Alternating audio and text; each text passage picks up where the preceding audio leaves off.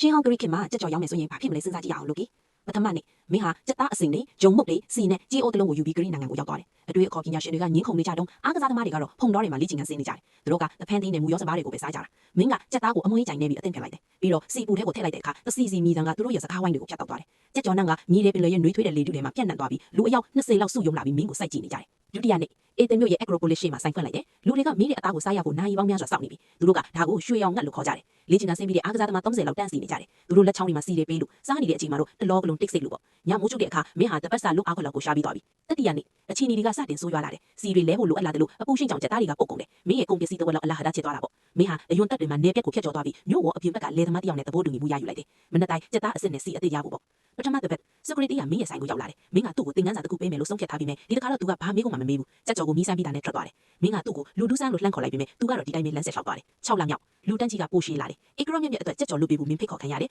သူဟာကြက်ကြော်ကိုစားပြီးမျက်ရည်တွေဝဲလို့မင်းကိုမီးဖိုချောင်းတစ်ခုနဲ့အလုပ်သမားတွေပေးအပ်လိုက်တယ်မင်းဟာထိပ်ဆုံးကိုရောက်သွားပြီတနစ်ပြည့်တဲ့အခါတနိုင်ငံလုံးရဲ့လူတွေဟာမင်းရဲ့အသားကိုမီးစမ်းဖူးသွားကြပြီမင်းဟာဂရိနိုင်ငံကိုကြက်ကြော်ကိုပဲယူဆောင်လာခဲ့တာမဟုတ်ဘူးသူတို့စီကိုတမတ်လိုချင်မှုကိုပါယူဆောင်လာခဲ့တာပါ